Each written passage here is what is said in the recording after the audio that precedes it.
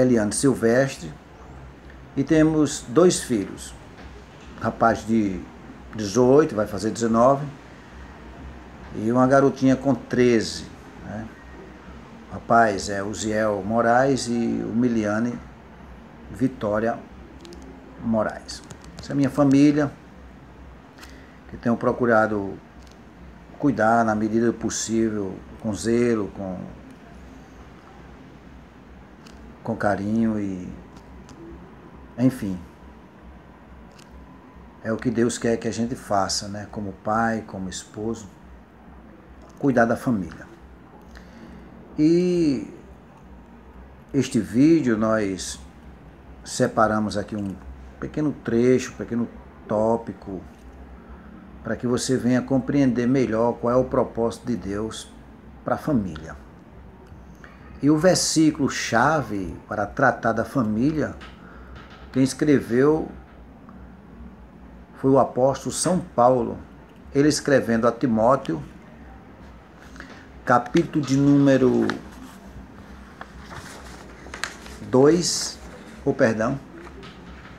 capítulo de número 5, versículo 8. Vejamos o que o apóstolo Paulo ele falou para a nossa meditação. Capítulo 5, versículo de número 8. Ele diz: mas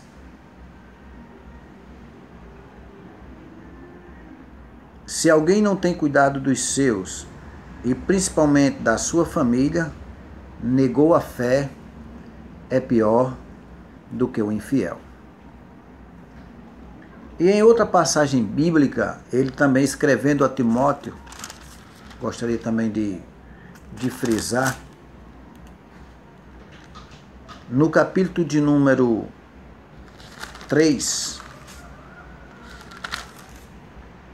primeira carta de Paulo a Timóteo, que tem como título os deveres dos bispos, ou seja, dos presbíteros ou anciãos, e dos diáconos. Os anciãos e dos diáconos, ou bispo, ou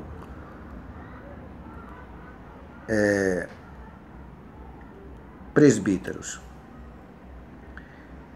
Ele diz no versículo de número 5 a seguinte passagem: porque se alguém não sabe governar a sua própria casa, terá cuidado da igreja de Deus? É uma pergunta que ele faz. É bem verdade, se você não cuida bem da sua família,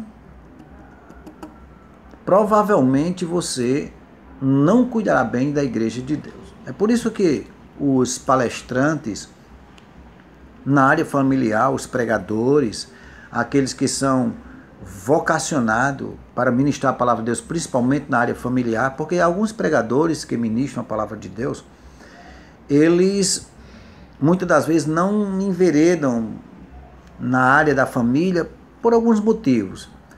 Chamada, não foi vocacionado, ou o seu testemunho familiar não é adequado para ministrar sobre a família. Há pregadores grandes avivalistas, missiologistas e outros que ministram sobre evangelismos e missões. Mas a gente observa às vezes que quando esses homens ministram, suas esposas não estão ao lado. Isso também não quer dizer que cada pregador que vai ministrar, sua esposa tem que estar ao lado. Às vezes não é possível. Mas o bom pregador, não importa a área que se preza, ele ministra a palavra de Deus. O bom é que sua esposa, na medida do possível, esteja ao seu lado. Isto é uma coisa, é algo indispensável para o pregador que se preza, né? Bom, e este versículo, ou seja, essas duas passagens bíblicas, esses dois versículos, são os versículos mais ricos, né?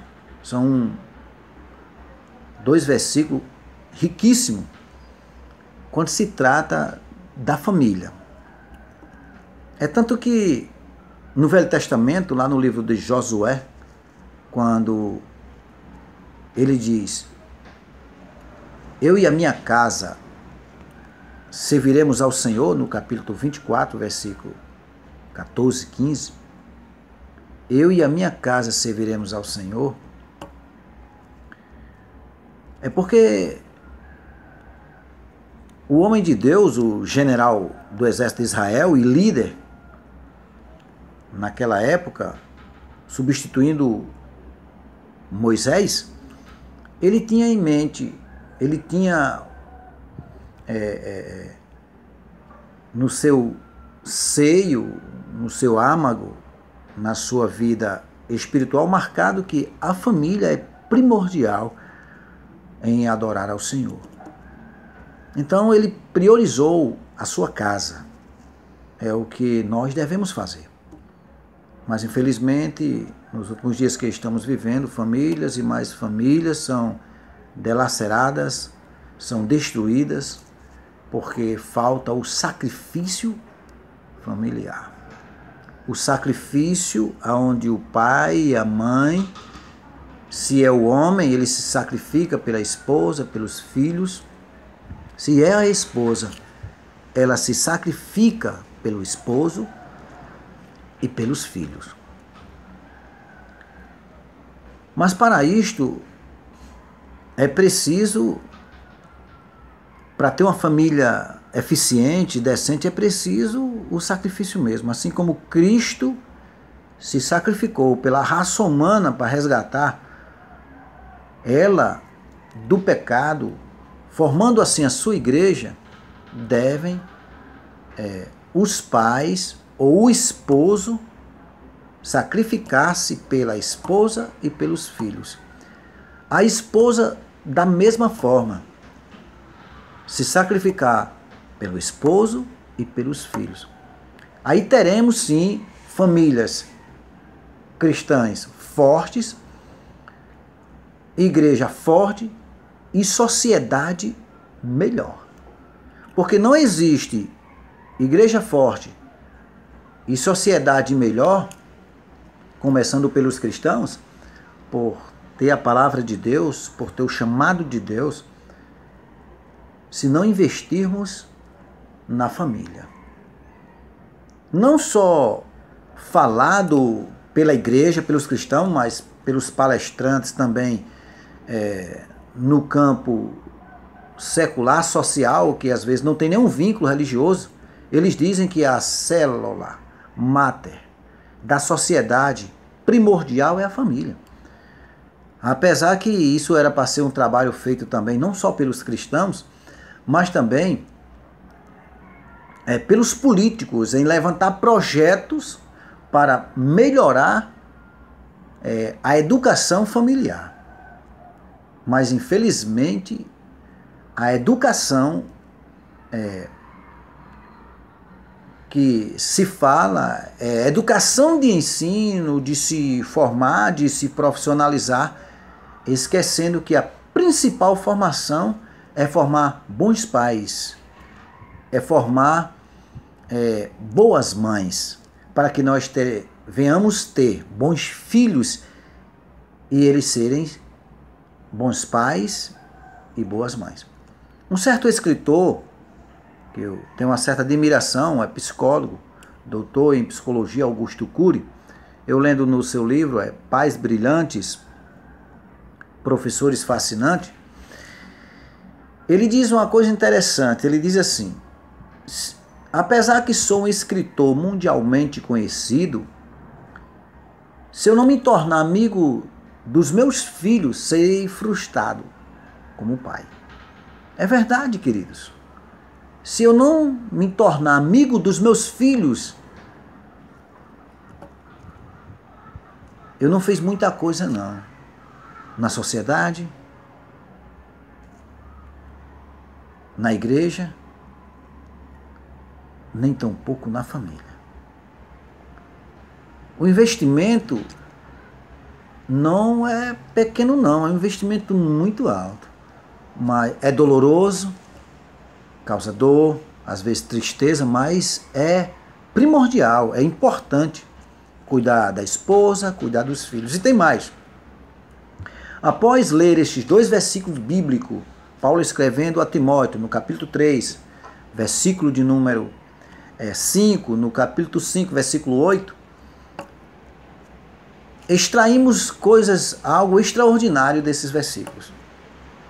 E também Provérbios, capítulo de número 5, versículo 24 e 25, quando fala entre marido, relacionado a marido, e a mulher, ou seja, o esposo e a esposa. Nós extraímos que, mesmo no seio da família, existe uma prioridade aí. É dever do homem amar sua esposa e amar os seus filhos em igualdade. A mulher, do mesmo jeito, amar seu esposo, amar seus filhos em igualdade. Mas existe algo primordial aí. É que, relacionado ao marido para com a sua prole, a esposa deve estar em primeiro lugar. Não que ele vá amar mais a esposa do que os filhos, não, mas ela deve ter prioridade. É bíblico isso. Relacionado da esposa para com o marido, a prioridade não é do primogênito ou do que nasceu por último, a prioridade é do marido. Um exemplo disso trazer uma explicação de forma teórica e não teológica, é que primeiro veio o homem e a mulher e não os filhos. Então eles se conheceram, namoraram, alguns noivaram e se casaram. No religioso, no civil, religioso, ou somente no civil. E um outro ponto é que os filhos vão chegar, vão crescer, vão constituir família e vão embora. E vocês vão ficar só. Então esses 2 pontos devem ser observados de forma teórica, que a prioridade é dos cônjuges e não dos filhos. E dentro do campo teológico, quem responde a isso é o apóstolo São Paulo.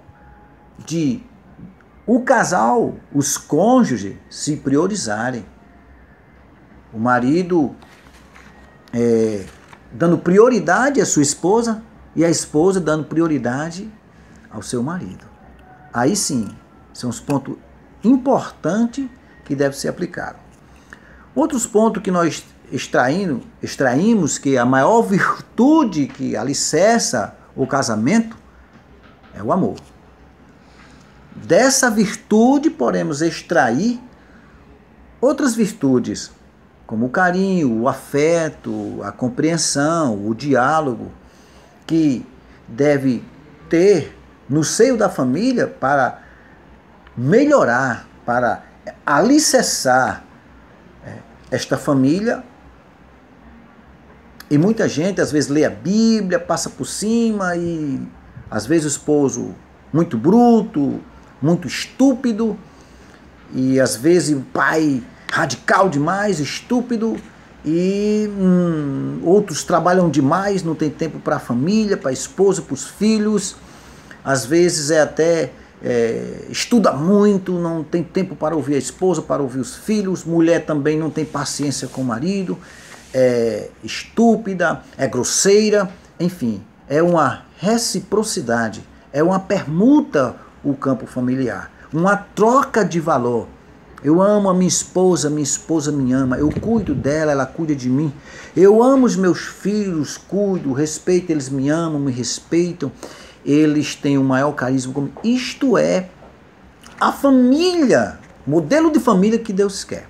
Claro que às vezes vem, por falta de vigilância do homem, por falta de vigilância da mulher, por falta de vigilância dos pais ou dos filhos, vem às vezes um contratempo. Isso às vezes acontece que é para o homem, os filhos, os cônjuges trabalharem para enriquecer o seu casamento. Claro que nesses mais de 20 anos de casado, teve os altos e baixos da minha vida conjugal. Mas graças a Deus nós trabalhamos isso e hoje vivemos graciosamente bem, né? Para a glória de Deus e um bom testemunho na sociedade cristã e também na sociedade civil, secular. Um ponto que nós podemos abordar, que muita gente esquece, é quebrando rotina. Quebrando rotina, meu irmão? Quebrando rotina. Camarada, às vezes é casado 10, 15, 20, 30 anos, 50 anos. Eu falo 50 porque já fui abordado por uma senhora com 48 anos de casado e disse no meu lar, na minha casa, me procurou minha esposa e conversamos com ela que nunca fui feliz no seu casamento. E abriu o coração, disse coisas que eu nunca tinha contado a ninguém. Claro que eu teria que ouvir o esposo também para ver o que o esposo diria da esposa, mas tudo bem. Há pessoas que têm um ano de casado e é feliz. Tem pessoas que 10, 15 são felizes. E quebrar a rotina é uma coisa extraordinária na família. Além de outras, isso podemos extrair do amor. Se eu amo a minha esposa, se ela me ama, amamos nossos filhos, vamos quebrar a rotina. Por exemplo, o esposo chega para a esposa e diz: minha filha, ou meu bem, ou meu amor, ou benzinho, vamos almoçar fora hoje.